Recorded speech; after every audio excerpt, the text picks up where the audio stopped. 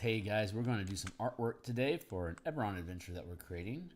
Give me a second here. I'm going to check my signal to make sure that we're coming through clearly. And then we'll get to work here for a little bit. So I'll hold on real fast, checking my signal, see if we come through. Mic check, mic check. 1, 2, 3. See if we come through. Mic check, mic check. 1, 2, 3. Yeah, it sounds pretty good. Okay, cool. Let's drop that down there. Let's grab our link here. I'm going to do some really quick social media posts. And then we're going to get to work here today. Let me distract you with my introduction, and if you're catching this in the future after we've streamed, you can skip ahead a minute. But those of you that are trapped in here now and space and time, my name is Phil Kearney. Hey, what's up? I create role-playing games, I illustrate them, I publish them online, and we are creating content for Dungeons & Dragons 5th edition. We're publishing on the DMsGuild. I've been a DM since 1987, a freelance illustrator since 1999. I've been an Eberron enthusiast since 2004 and creating content for 5th edition D&D on DMsGuild since 2018. But I've never created an adventure, and I've never created anything specifically for Eberron, despite my love for it. So we're correcting that with this adventure called Crystals of Mabars for 7th and 8th level characters. You're fighting necromancers, undead, and demons in the Carnath, in the Carnwood of Carnath on the continent of Corveric. And so we've designed the adventure. We've play tested the hell out of it. We've had it edited. We've done page layouts, and now we're doing the illustrations for it. We're currently, let's see, I'll fix my screens here. We'll get to work. Where'd I go? Where'd I go? Where'd who go? We're currently on episode 485. So here is, I've been kicking to the drop down. We have our more playlist, the entire playlist is here. We made the book cover back around episode 40, so you can jump into the Wayback Machine here and see that being created if you're interested. Here's a bunch of books that we've already created on the DMsGuild that are free previews. You can check them out as much as you please. And if you think today is cool, I'm here 9 times per week, Monday through Friday in the morning like this. We're doing artwork on Monday and Thursday nights, like tonight, as well as Tuesday and Friday lunchtimes. We do game design, and this week, on Thursday and Friday last week, we worked on the converting the Scion into a spell point system using our color mana variant rules that are linked down below for MTG enthusiasts. Check it out. And we're going to be doing subclasses, disciplines, and feats from the Scion playtesting. We're just going through the process of converting these things to see what value is in there and what things we can pick up for our team. So having said all that, we're doing page illustrations. So what do we got going on here? This is in the Village Piece. One of the options in the adventure is there's a town that we start in called the Village Piece, and the default assumes that you're called in here to look for missing people. It's missing people's case. You get deputized by Fort Bastion, you're given some badges, you're sent out here to check into what's going on, and the default assumes that, you know, the village is here, people are missing, they're scared, there's weird shit going on in the forest, they want someone to fix it, thanks for being here, go that way. But in an alternate scenario, you arrive too late, and the village has been slaughtered by undead from the Carnwood that hadn't been investigated soon enough. So here's the Village Piece. It's got the undead come in from the forest, just waltz into town and start slaughtering people. And once this blood starts to pour, bloody steps go from location to location, basically killing people along the way. So this is the Commons Hall and the Mayor's office and residence. So when we get to here, we can look inside and see that bad news has happened for the Mayor's office. This attaches to the Commons, which is here, and you can see that the office is extended at here underneath its own roof. But this was a mess. Like, nightmare scenario happened inside here. Everyone is dead. They got in through here, so they locked themselves in, but the barricade in the Mayor's office didn't hold, so that fell through. There you go. So let's see where we at. The porch door leading into the back apartment hangs from its frame awkwardly, but it doesn't immediately open when pushed obstructed by something on the inside. The door into the residence is blocked by the body of a heavy dwarf. Pushing it aside is easy, but doing so quietly requires a successful DC 17 intelligence check. Otherwise, the noise attracts the attention of the two long dead in Area 10E below. Is that the right? It should be Area 12E below. We'll have to fix that. Area. We're off to a strong start with some errors. Sorry, I had to shuffle these around to make A12B.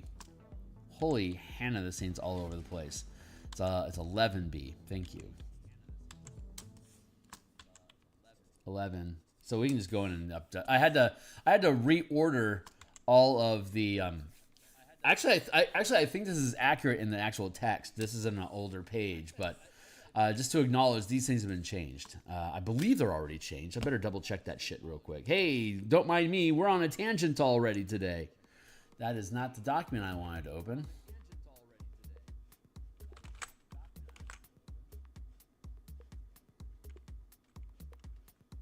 That's my Spelljammer book that I created. That's also linked down below.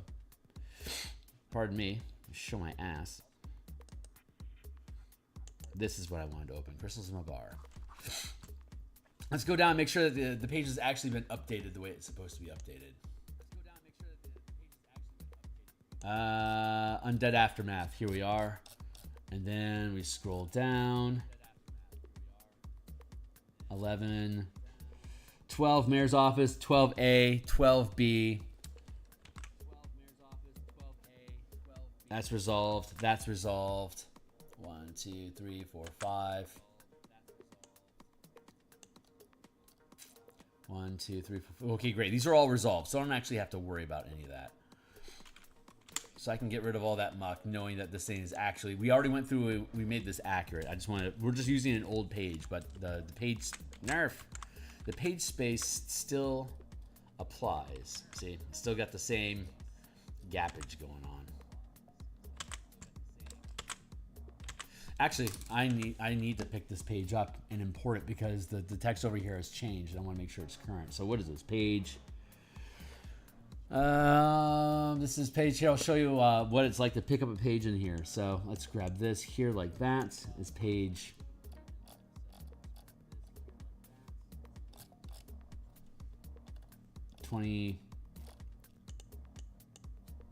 Page 21. Hold on. Let's let me export this.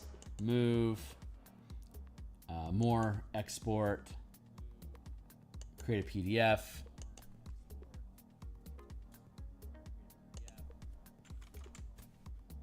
Page 21. Options. Current page only, just the document without any properties or structure tags. Equals okay. Publish. It's going to kick out a PDF now, a one-page PDF. There you go.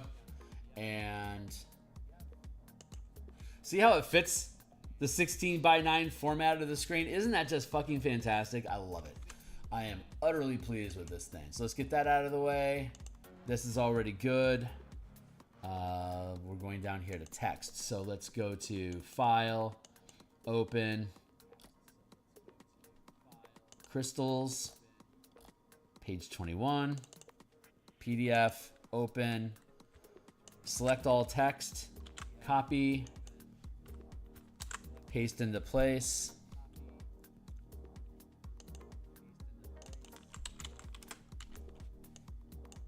Zoom out and get back to work. Perfect fit. Okay, great. So we can get rid of that.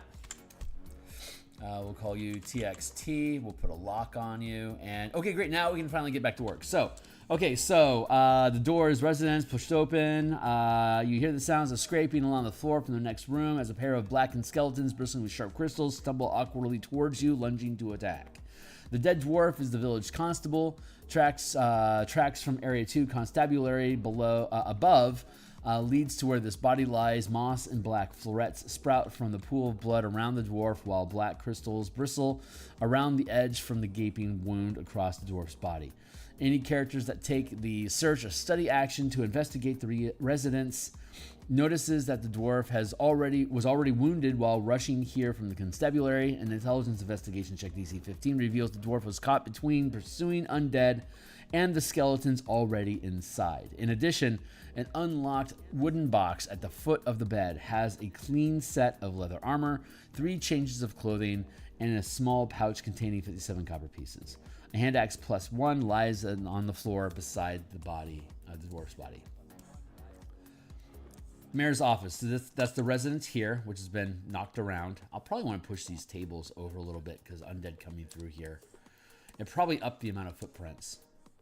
Nah, the footprints are fine for now. Mayor's office. So here's the mayor's office. Blood, crystal patches, some mushrooms, some Vulpina Lotharia, black moss, growing in the blood wounds, as they do. The small room appears to be a clerk's office. The floor is covered in blood and the furniture is overturned. 3 villagers lie dead in the room, and the northern door has been torn from its frame. Leading into a dim, fog-filled chamber. The stench of decomposing bodies waft through the open doorway. The pools of blood under the fallen villagers are encrusted with moss and florets, with black crystals bristling around the edges of the pools and across the wounds of the dead. If the characters spend more than 2 rounds in this area without exploring the Commons Hall to the north, 2 fresh dead shamble in from the fog and attack. The rest of the horde in Area 11 Commons Hall above notice the sound of combat next round and roll initiative to join the battle, squeezing past each other and through the door to attack. Any character that takes the search or study action will observe that many obviously you're being attacked here. Any character that takes the search or study action will observe that many footprints lead from the back office through the shattered door, but none seem to return. One of the bodies, Jalen, the mayor, possesses a set of keys and a small journal. The keys unlock the entrance to Area 12A, back residence that we just looked at, and the locked chains in Area 11, which they use to hold the commons area shut, and a strongbox hidden beneath an overturned desk that can be discovered with an intelligence investigation check, DC 15. It contains a ruby worth 400 gold pieces, 3 100 gold piece trade bars, 30 platinum pieces, 59 gold pieces, 215 silver pieces, and 455 copper pieces. So we're going to, I think what we're going to do is probably, I'm actually a little torn. I could make an image from the doorway into the commons area showing undead coming from the fog, or I could make a camera angle from the floor of the treasure chest and the journal.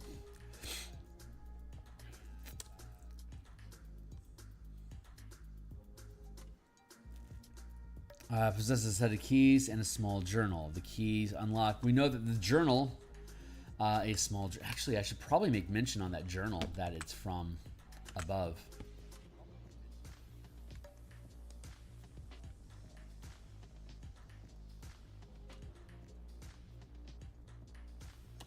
Let's click that.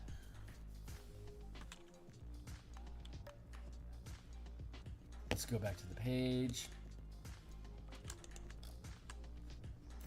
As I go through this document, I find opportunities for me to improve the language, to make it more clarified, and to make the words work. It's a living document. We're continuing to work on this thing, even as we illustrate it, and that's not unusual.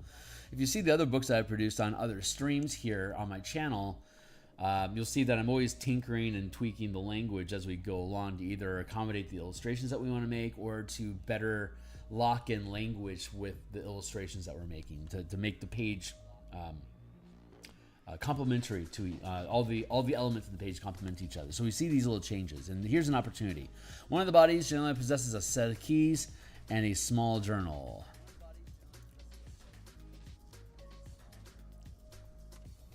A small journal in a block box hidden.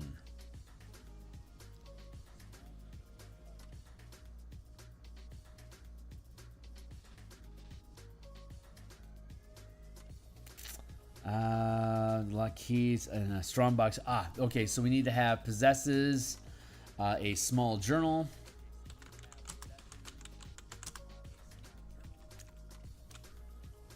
And a set of keys.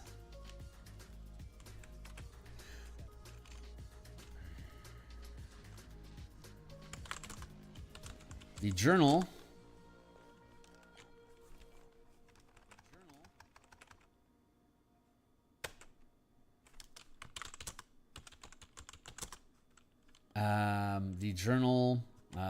possesses a small journal.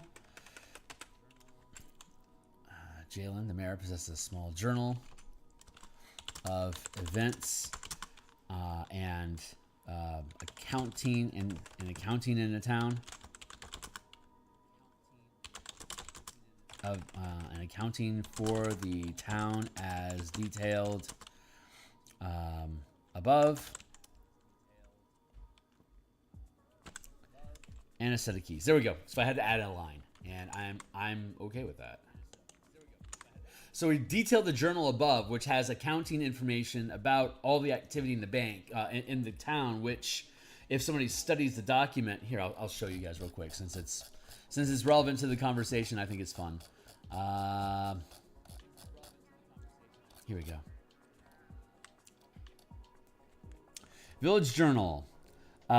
This book is heavily aged and worn, smudged pages throughout the binding detail increasing numbers of homesteads in the community since the end of the last war, and includes records of lumber, grain, and pelts traded for miscellaneous supplies over the past couple of years as the settlement developed. The last entry was 3 days ago. Any character that studies the book for 1 day can make an intelligence history check. A result of 10 or higher confirms the village can sustain a modest lifestyle for the current population. A result of 16 or higher reveals efficiencies that can sustain a comfortable lifestyle for the current population and can afford to accommodate more families. So one of the options is that you make a bastion. You basically become deputies that oversee this region. You make a bastion out of the fortress that you find later on in the adventure, and you have charge over this village.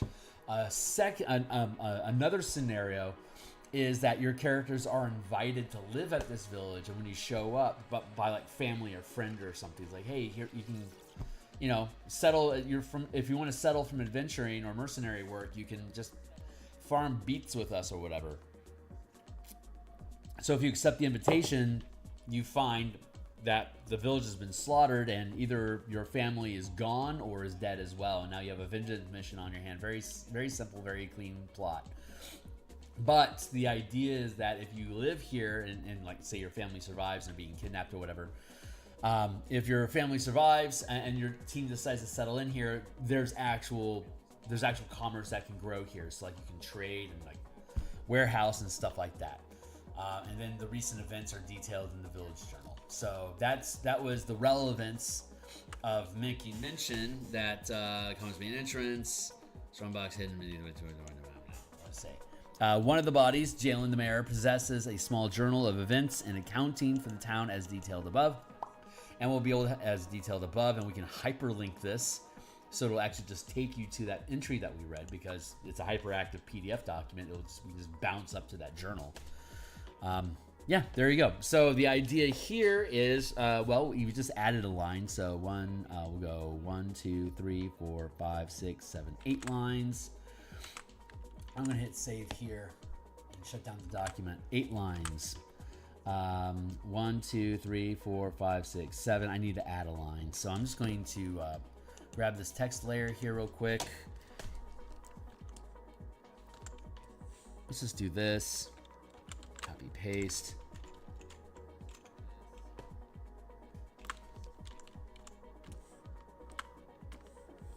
We're just going to do that just to add in the line.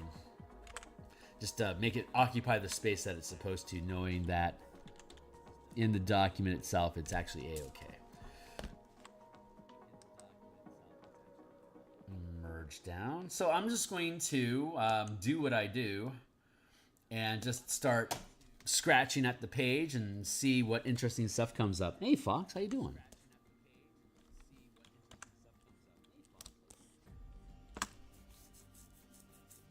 All right, so we were either going to, because of the descriptions here, we could either have like a shot of the floor with the treasure box and the journal, a gem, sacks of coins.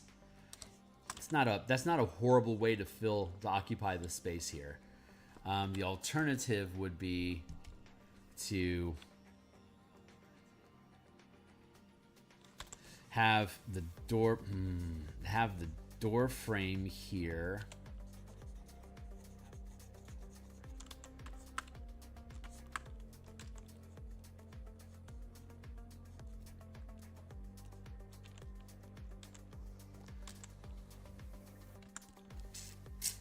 Let's make that bigger.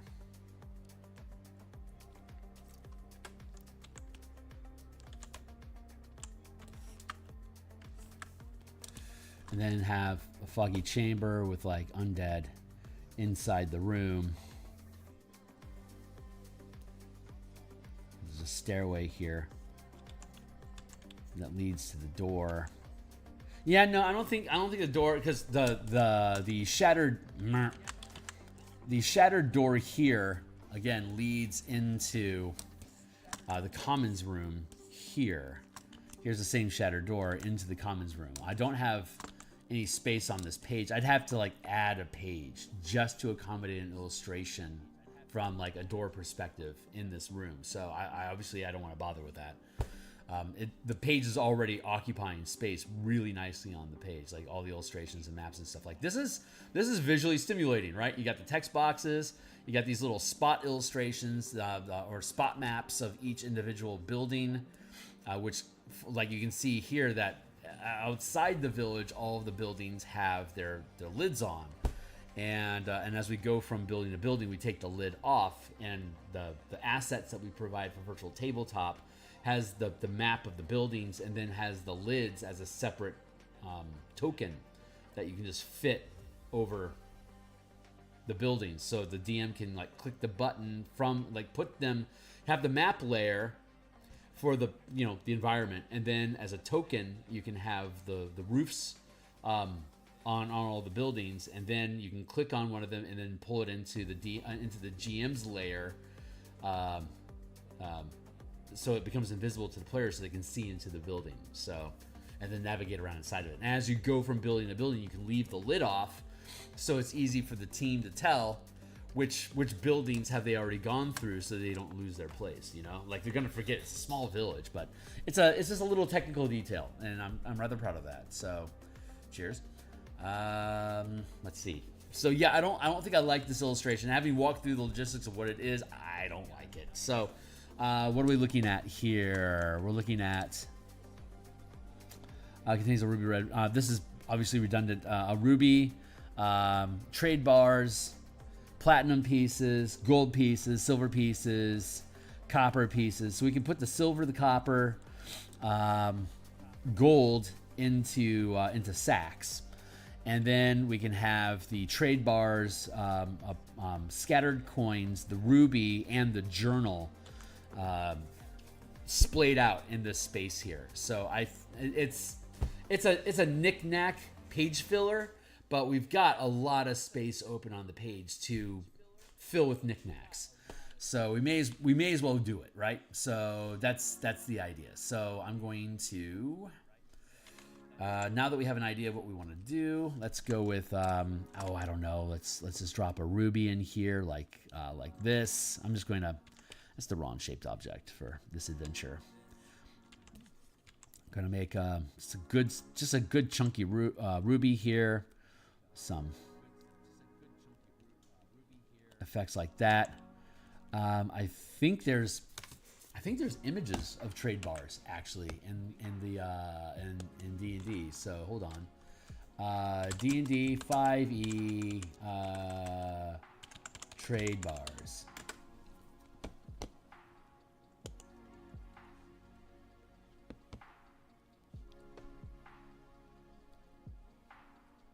Oh, I don't know what's real or not. Metal gold trade bars. Those are super fun. They're worth 100 each. They're like whatever material they're made out of. They're effectively 100 of those. Are like there's 50 gold pieces per pound, and they're 2 pounds. So they're worth 100. They're 100 times the value. So 100 gold pieces. A platinum is worth 100 platinum pieces for 2 pounds. So that's just a generic metric of how they work. So actually, let's go to D&D Beyond and see trade bar.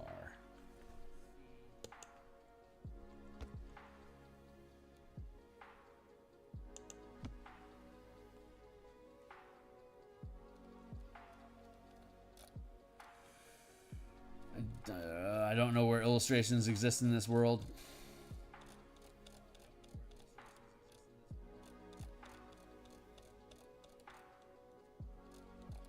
I guess they don't have any illustrations for trade bars. Okay, well, whatever.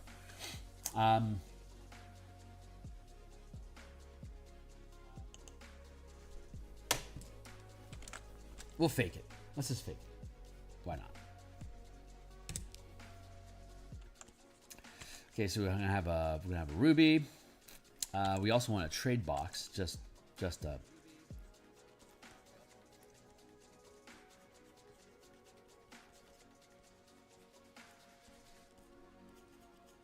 Trade box. I'm just gonna make some stuff. We'll figure it out as we go.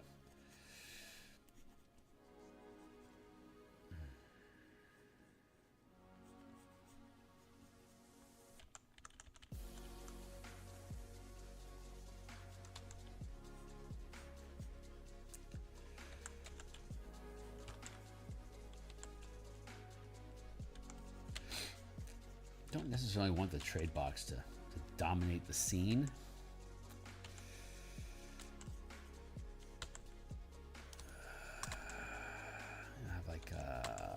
I don't know, something like this. We're doing perspective work, so let's stay in perspective with each other. Pull that up there out of the way, just to get it out of the way.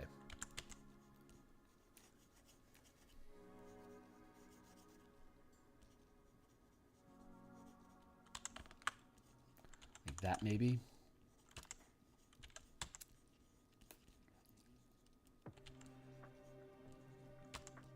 This is the last thing I need to do for finishing all the village stuff, and then we'll get into the forest.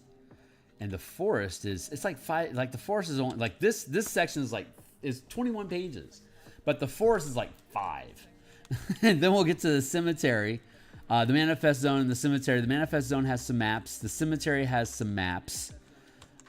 Broken into individual sections just like this is, and the cemetery is like 15 pages, and then we have the flooded fort, and then the gatehouse, and then the underground facility, and each of them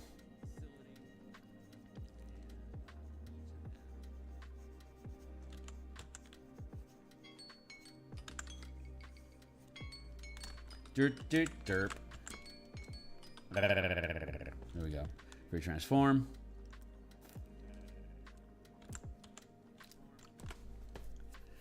Foxy and you probably saw already in the Martial Powers play test. The most recent news is I'm going to be testing to restrict generating mana to use only your bonus action, because the team is getting really efficient about moving into position and deciding whether they want to be able to use the reactions or not to be able to generate mana, and the team is generating a lot of mana, which is converting obviously into a lot of powers. So I'm looking at restricting the mana to bonus actions only to see how that trims down on the amount of encounters the team has, or how often they use, like what level of powers they use during an encounter. Just fiddling with the action economy to see what's actually appropriate, because I love converting action economy into mana, but we might be a little bit too generous with it right now. So might end up having to kill that one, that darling, as it were. So movement and locking in for extra mana, which means more stuff, but kind of stagnates players. Exactly. Maybe giving up your reaction would be okay to generate mana, because like if you give up an attack, you can, if you take opportunist, if you give up an attack, you get an extra reaction. So you can have multiple reactions, but those attacks can be, and I mean, also obviously giving up attacks allows you to generate mana as well, and we're keeping that. So sacrificing attacks and bonus actions allows you to generate mana. So I'm thinking that maybe reactions as well, because if you sizzle your reaction, that's you getting a moment of power, but not having the opportunity to engage, like literally opportunity attack against creatures if they move around. So yeah, removing the movement, that's probably the proper thing to do, actually. So we could probably keep reactions, because that's something that can be highly valued in the system. Or we could decide that you don't want to mess around with reactions at all and just maximize your own current turn activity. That might be a way to go. And you can always sacrifice your reaction as an exploit during your own turn if you wanted to, so that if you like fail a die roll during your turn, you would then be able to use your reaction to sacrifice that for an exploit to modify the die roll you just failed, instead of having to take a specific reaction to do it. Which means I might be able to rework the reaction powers and make more reactions exploits, and leaving it up to you, because the exploits just modify the die rolls. So if I divorce, like if you fail a roll, you can use a reaction to modify your die roll. Maybe I can recalibrate those reaction modifiers to be exploits that, if you wanted to, you can use as a reaction pretty much at any time, because you have to roll a die. No, because there's some circumstances where it's like as a reaction you can reroll a saving throw. You wouldn't have, well, I don't know, because that'd be a good exploit. You see where the conundrum is there? Like the action like die rolls versus action economy to make die rolls. Those two things can be divorced from each other, or married to each other, depending on what's needed. So I think that's going to require some additional development, some additional consideration, which is actually kind of exciting. So. And we'll be converting the Scion to the spell point system. Okay, so gold bars, strong box. Let's make the strong box bigger, so that I can fit the trade bars. Obviously, this whole thing needs to get shrunk down a little bit, so we can bring that. And I also need to give it enough space so it can breathe. So let's do that. And if I make it taller, we can put more stuff in it.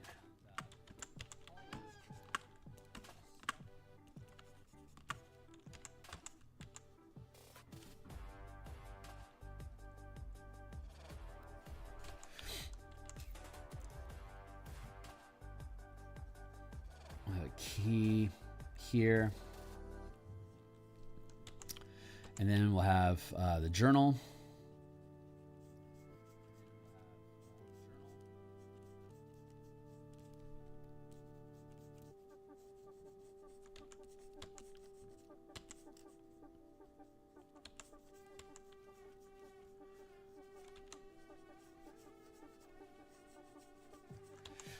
I'm itching to get this. Obviously, I've been working on this adventure for fucking ever, but I'm itching to finish it so that we can really start locking down the Bastion campaign supplement. That is going to be the next thing that I want to. That's the next thing I want to publish. So we'll have a journal here, and then we'll have coin sack.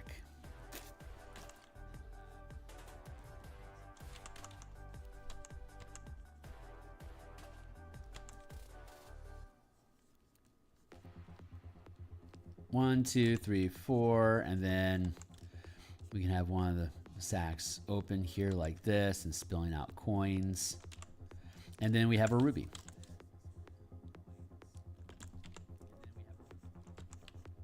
There, that's a decent little cluster of just stuff, you know? I got shit sleep last night, man. Energy was moving through me fucking crazy last night. Just ridiculous stuff going on. It was exhausting, honestly.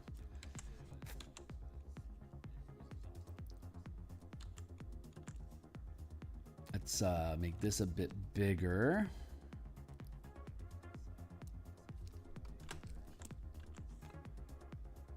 And bring that in a snig.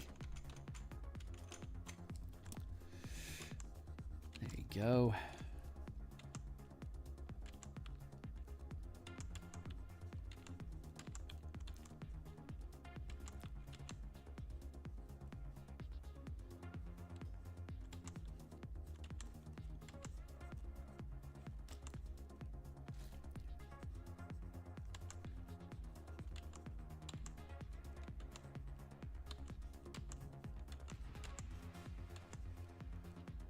One of our playtesters, Uchi, he says he hates the sorcerer, so he wants to play one of my spell point sorcerers just to see if he says if anything can change his mind, it'd be my spell point system. So he wants to try to see if he can enjoy sorcerer. I don't know specifically what he doesn't like about sorcerer yet, but it sounds like fun. So he and I were going to jump on stream on Tuesday on my Discord channel after work and build a sorcerer. So I think that should be super fun. And you'll start playtesting with us as a full caster this weekend.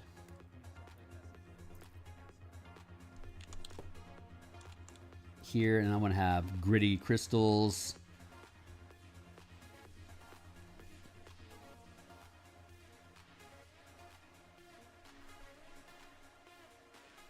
What's up? The power system is dancing with the holy of holy action economy. It's going to take a bit to pair with the existing 5. Yeah, definitely. I love sorcerers. I think they're so fun. But I mean, I've been playing Curse of Strahd. I did not care about sorcerers until I rebuilt the sorcerers, and now I love sorcerers.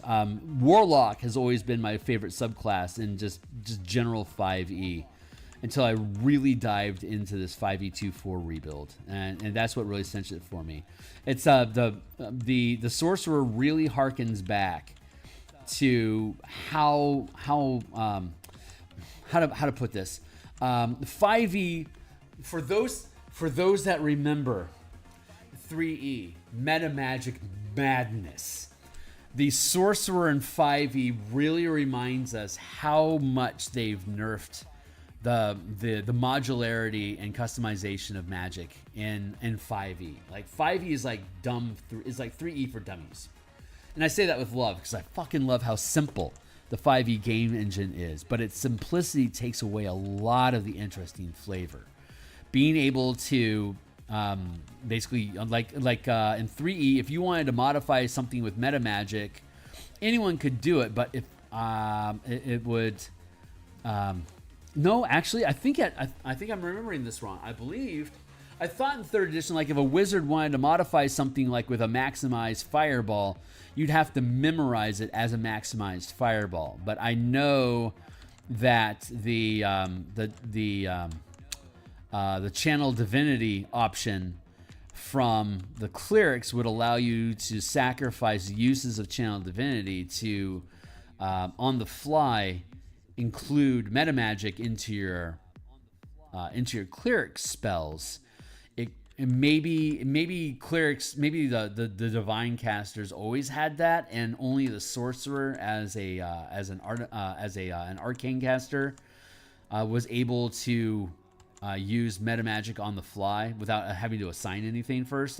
It's been a good 8 years since I played 3rd edition, so I'm shaky on that. But it used to be that you could stack meta magic effects by just spending more and more spell slots, and so I wanted to reincorporate that because that's what made sorcerers so cool, was their ability just to stack meta magic like crazy to modify things. And 5e nerfed it down so that you can only use one meta magic at a time. and gave you a separate resource to do it. So a spell point system is actually really complementary to metamagic, because the way that we did it was at half cast you gain sorcery as a half casting progression. So at first level you can expend 1 point of mana on metamagic. At 5th level you can expend 2 points for up to 2 levels worth of metamagic, and by 17th level you can spend 5 mana for 5 levels of metamagic, which could be any combination of stuff, like 5 first rank like 5 first level metamagics, or like 2 first level metamagics and a first level metamagic, or like a second and a third level metamagic, and you add that on top of the spell point cost. And you can do that with cantrips. So your and there's 23. A sorcerer can learn 23 spells, and there's 23 metamagics. So if you wanted your sorcerer to only be a cantrip caster, you could use your entire mana pool just to modify cantrips if you want to be a kind of character. And then of course each sorcerer also needs to have a list of bonus spells that they can then use to cast to spend their mana on. So you'd have your bonus action and then your cantrips, and then of the 23 spells that you can prepare, all of them can be metamagic, or all of them can be spells and you can ignore metamagic because it's not a separate resource, it's the same mana pool. So you can learn spells or metamagic as you wish. And I love that. And it encourages you, because the sorcery has the half casting scaling. If you dip sorcerer for like 4 levels, you're never going to be able to use more than 1 point of mana on a first level metamagic because you bailed on sorcerer. You have to, like, sorcerer 18, paladin 2, it gives you divine smite, right? But you can't ever spend more than 2 mana, 1 mana plus your bonus action to increase your smite. Your 9th level sorcery spell slots don't matter because of the way that we rebuilt paladin. So you are rewarded for staying 17 plus levels of paladin to maximize what you can do with, like, say, smite. And similar, so an 18th level paladin would be able to cast 9th level spells and be able to dump up to 5 metamagic on any spell that they cast, except for Twin Spell. Twin Spell can only be Quicken Spell. You can only quicken a spell up to the max rank of sorcery that you have. So at 17th level you can quicken to a bonus action a 5th level spell. You can't quicken 2nd level spells until 5th level. You can't quicken 3rd level spells until 9th level, and it costs 3 points to cast and 3 points, double it, 3 points to then quicken it. And Twin Spell, I think we have Twin Spell as a 3rd rank power as well. So it's impossible for you to quicken and twin the same spell, because 6 exceeds the cap that you can do. Actually, 2 and 3 wouldn't be bad, because 17th level being able to quicken and twin a spell is actually a pretty good reason for you to want to stay 17 level sorcerer, other than, the 9th level spells. But I think that we'll have to play with that a little bit. But I like the restrictions that, like, you throttle, if you set metamagic at certain levels and then have the half casting progression limit, you're allowing them to do cool stuff, but you're throttling back on how much cool stuff they can do at a time, or how you choose to mix and match. So, and then when you if you take I'm playing a divine sorcerer, a green and white mana divine sorcerer in a Curse of Strahd campaign. Our whole party are worshippers of Selûne, the moon goddess in Faerûn. And so moon goddess to me says white and green, as opposed to Shar, the goddess of shadow that hides that hides in my world. She hides behind the sun.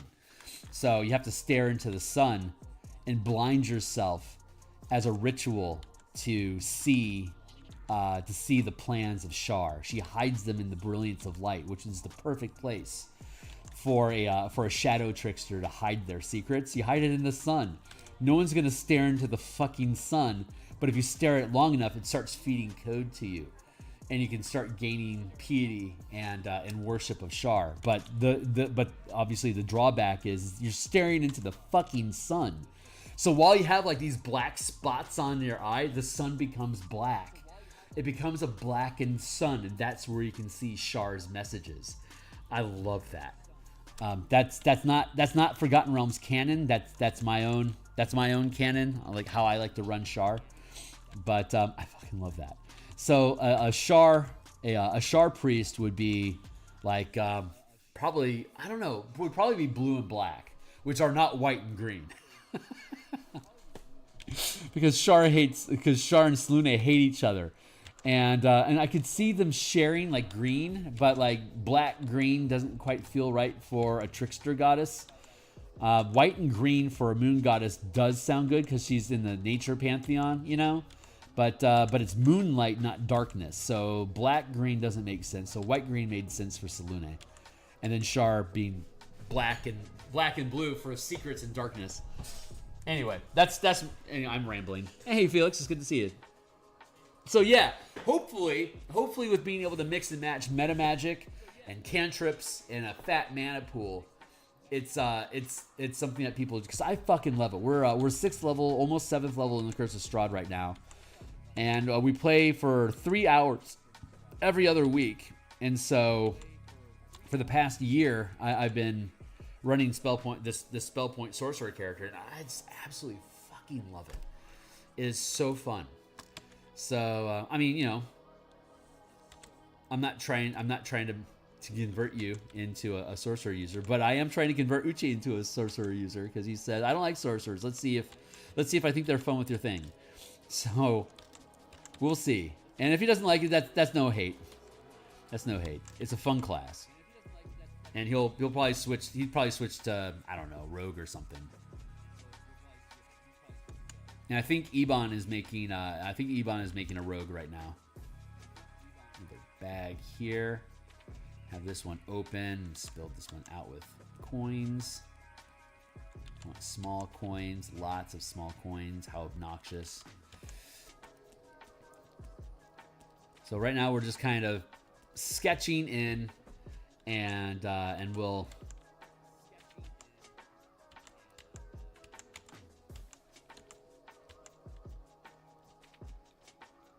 make clean up these illustrations. This is just sketching day, so we're sketching. Just a quick little space to see what feels right.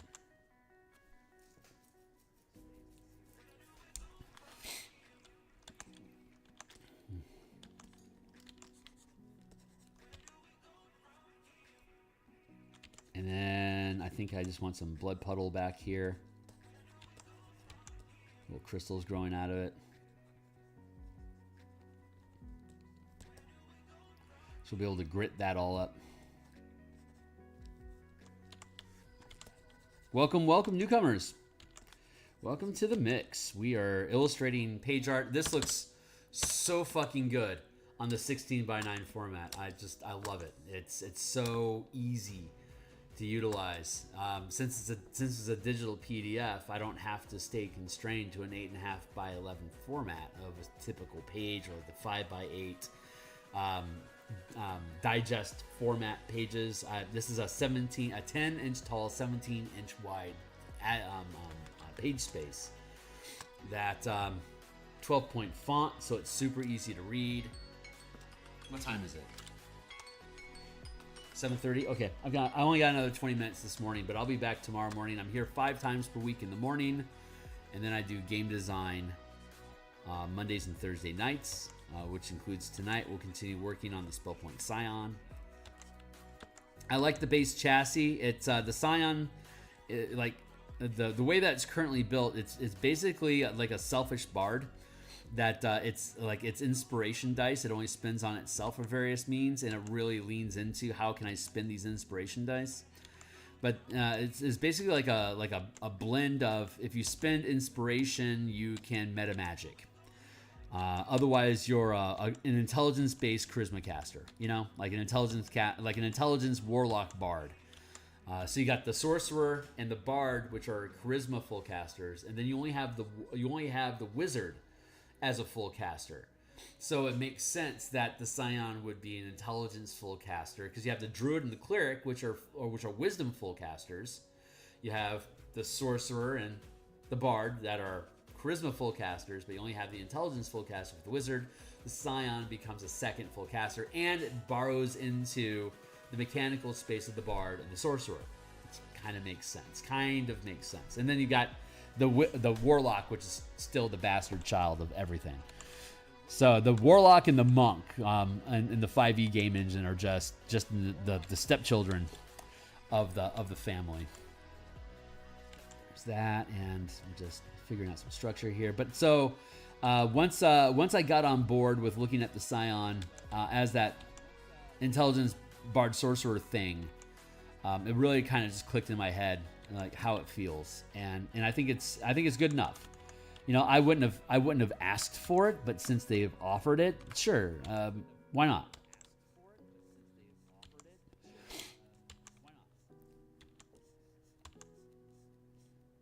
So we'll be working on the disciplines, feats, spells, and subclasses tonight on stream. Stream typically starts somewhere between 5:30 and 6. Isn't unusual. I'm hoping to be on the 5:30 side of things today, and get a good solid few hours of design in. Maybe only 2 hours is what we need to complete the project. But I also have my lunch design on Tuesday and Friday, and then we also do a long stream Thursday night. And so if I don't finish up the work tonight, I'll have Tuesday, Thursday, and Friday to finish it. And then I think we're going to start working on Mage Tower rules. And but I also need to resolve piety for the gods of Theros, and I am not strong with I am not strong on the on Theros gods. So I don't know if somebody's already created content on the DMsGuild that has rebuilt the gods of Theros with using the piety system. I am interested in finding that. If not, then that's me. You know, I'll be the one that does it. But if the stuff already exists, I'd be interested in seeing. If it doesn't, I'm happy to build it. If it exists, I'll probably end up wanting to bundle with whoever it is that made that, so that when I publish the revised color mana system, it'll be for 2025. For 2024, it'll be it's a little off. Let's grab this, paste, bring it over.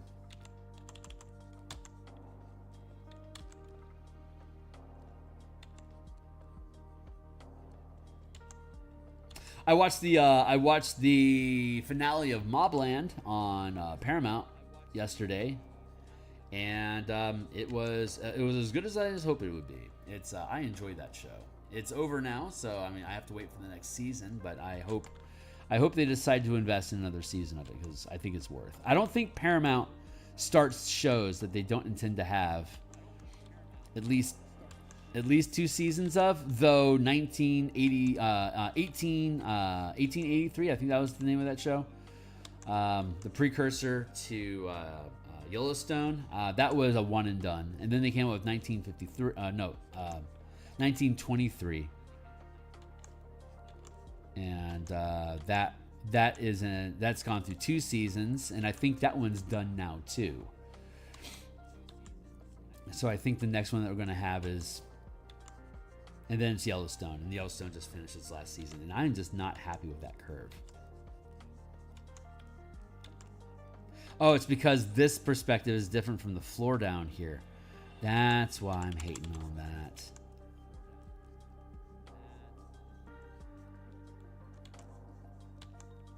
There.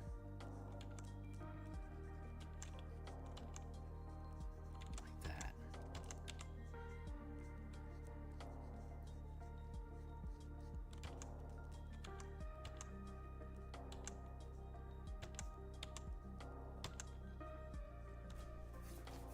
Way too much time on that box.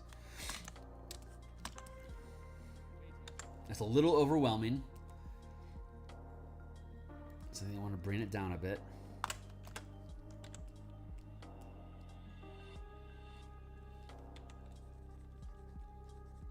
So there's the composition balance, there's the page balance, and then there's the individual assets inside of the illustration that need to be balanced. So I'm liking I like doing these. I like doing these little arrangements. You know, like little table dressings like this.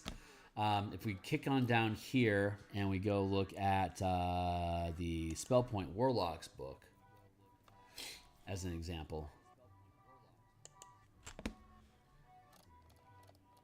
I like doing like knickknacks, you know, having knickknacks is a good way, is good filler space.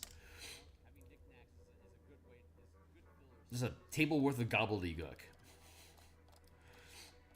I don't think we have any other gobbledygook pages in here. Oh yeah, here's another gobbledygook. Warforged with a bunch of mana stones. That was fun to do. I think that was the only other one. Yeah. So I like doing these little ensemble pieces, like material ensemble pieces. 1, 2, 3. Yeah, I think that page balance is okay. And I like how the assets are sitting.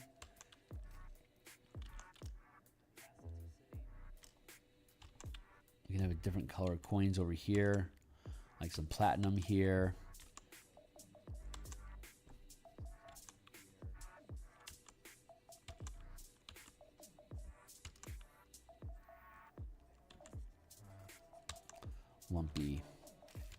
Lumpy. Like if these are the size of the sacks that are holding the coins, then these bars need to be a bit bigger. Transform, Tolify.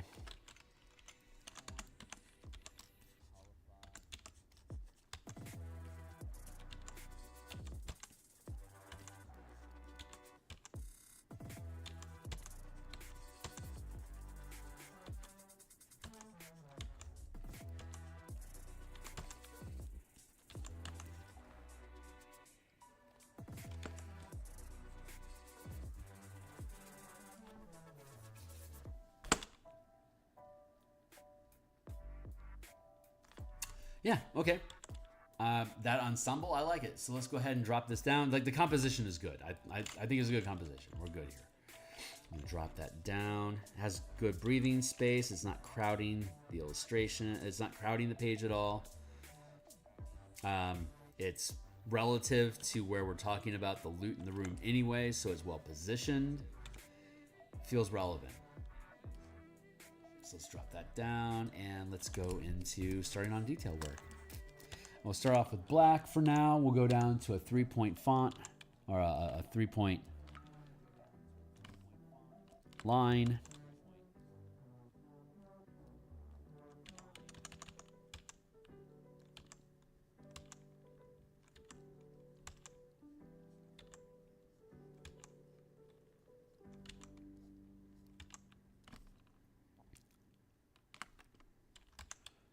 That. Pop it down to there. Nope. I'm gonna grab this line here. Copy paste. Nope, that's the wrong one to do. Copy paste like that. And bring this up to here. So we're maintaining perspective.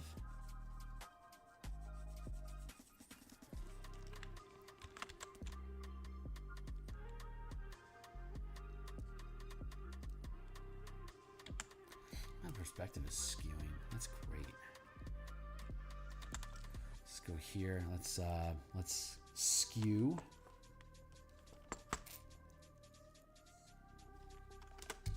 There, that feels good. We can bring it in a smidge.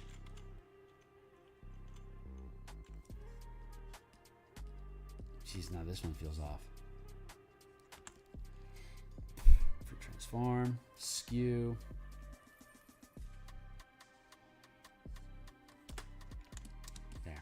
Better.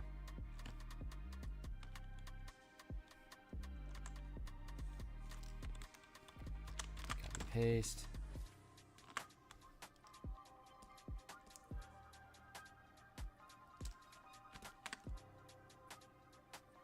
Merge.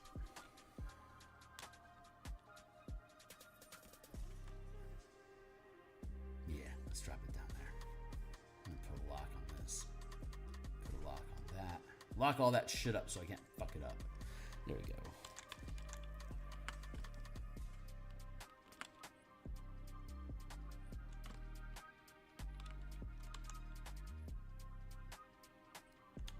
Some page ruffle edges here. We'll grab this. Copy paste. You can see the perspective there is like way off because of forced perspective. So let's go to skew. Like we're not using forced perspective. We're using like actual perspective. Forced perspective would be like in a isometric map where your viewpoint remains fixed and the angles remain the same. But when you're using this skewed perspective, the top of the book is at a different angle to the horizon line than the bottom of the book, so you have to compensate for that. But that's a decent little block of a journal. So cheers to us. We'll merge that down. We'll put it in a folder. We'll call it journal.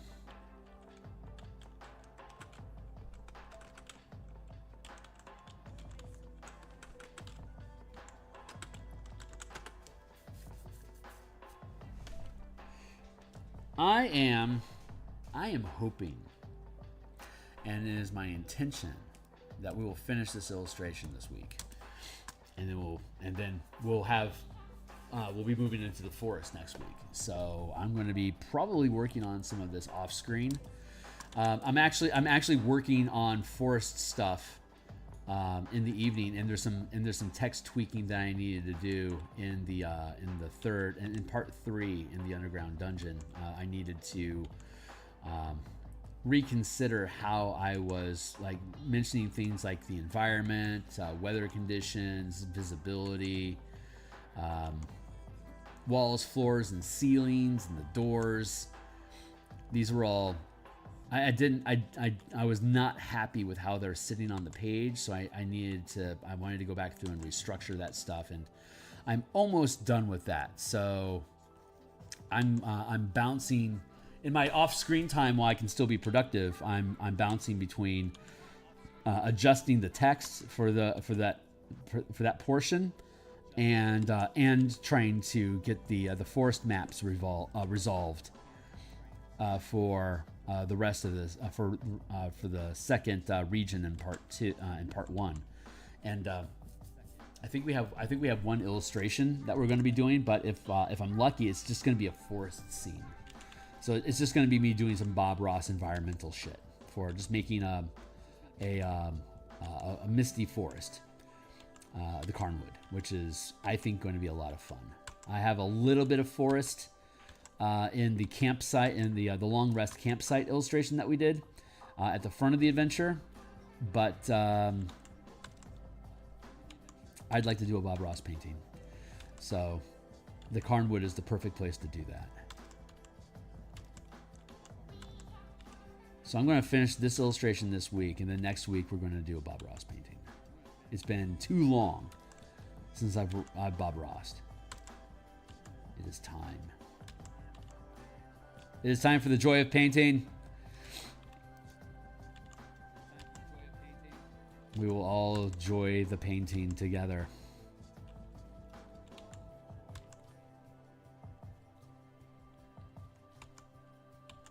Ruby Vroom. Ruby Vroom is a great Soul Coughing album. If you are not familiar with Soul Coughing, they're a very acquired taste. But Ruby Vroom is by far their best album, and it's fun to groove to. We would groove to Soul Coughing a decent amount of time. We had one of our gal pals in college who had easy access to the Reefer would play Soul Coughing all the time. She also played D&D with us. She was always our team psionicist in 2nd edition. Always a psionicist. It was great. We're going to call this Ruby.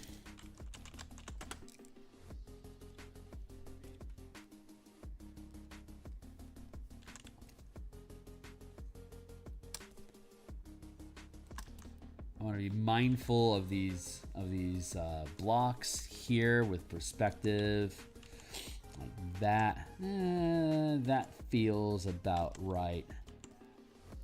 So I gotta keep it like this perspective here.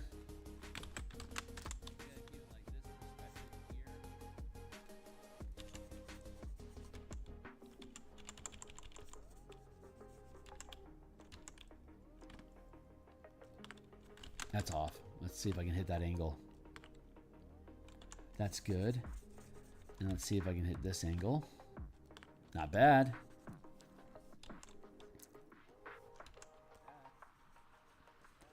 So that means these need to basically be coming at an angle like this to stay in proportion.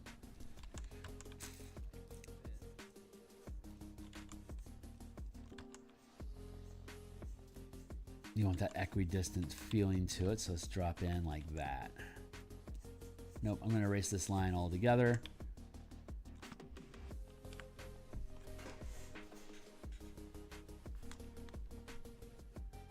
That's parallel, so that's wrong. It needs to...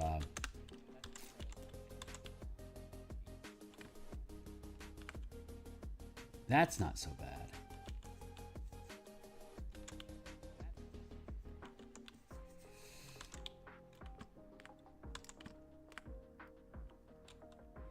I like this line here though. That feels really good. So we might have to adjust the. We might have to fuck around with the journal a bit. Let's see if we can lock this in.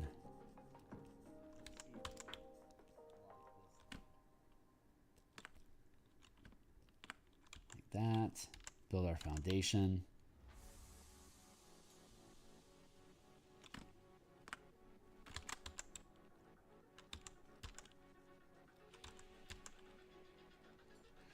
These things up like that.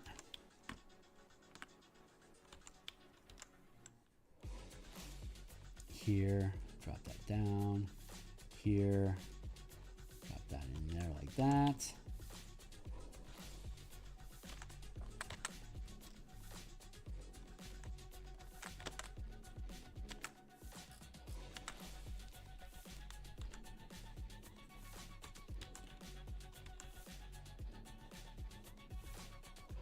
I want to say I appreciate you folks hanging out with me. I know I just kind of ramble on about stuff and, you know, do my thing, but I don't feel... I talk about this fairly often. It gets crushingly lonely doing artwork, and when you have a huge project like this that takes potentially years to complete, that's a lot of isolation for a person for a long time for their craft. And so being able to have light conversation and yammer with folks a little bit and just bounce my ideas off of people helps ward off the insanity. You are all my Wilson, and I appreciate you all for being that. And you know what? I think I can skew this a smidge.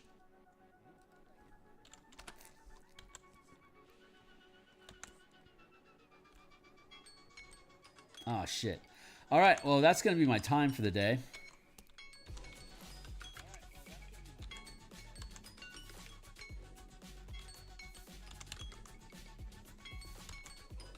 All right, Muse says go. So let's go. Shut that down, shut that down. I gotta finish with this gold brick. And, okay, cool. So far, so good, so what? We'll call these trade bars. Get out of here. What the hell did I pop open? I don't need to discover shit. Go away. Trade bars. And then we'll have sacks of gold, strongbox.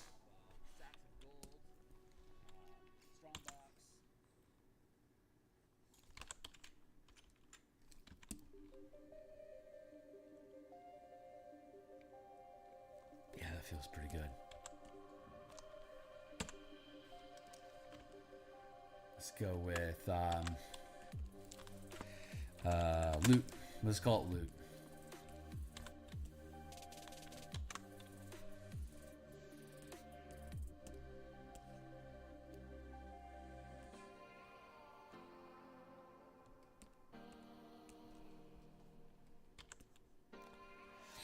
sure it's sitting pretty. I think this is gonna... Get out of here, you scallywag. Yeah.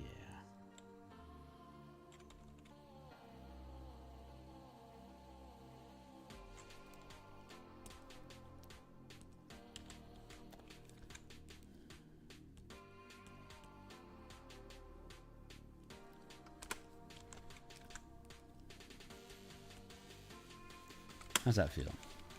That feels actually pretty good.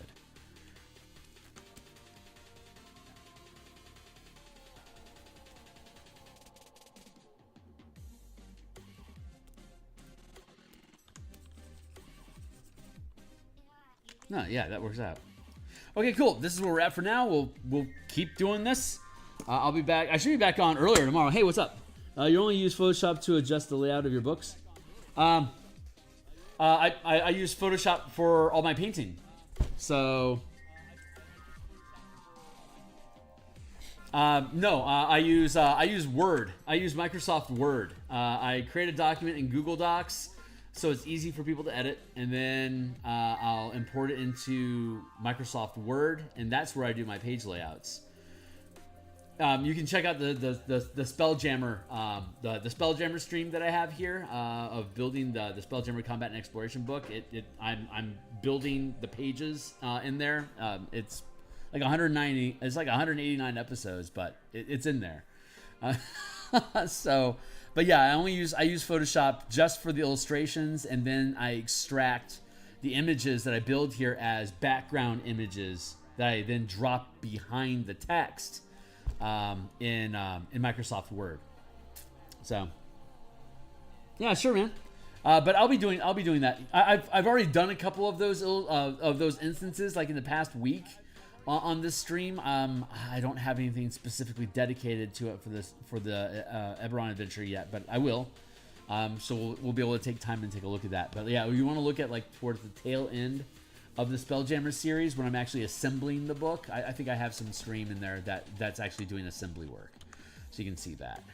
But okay, that's it for now. I got to cut out of here. I will be back. My intention is to be back on by 5:30. I'll give my grace until 6 o'clock so that we can continue working on the Spell Point Scion, the UA that they've released playtesting for. Yeah, thanks a lot, guys. Thanks, Felix. Appreciate you, man. I will see you all on the other side. Like, subscribe, bell icons, blah, blah, blah. I'll see you.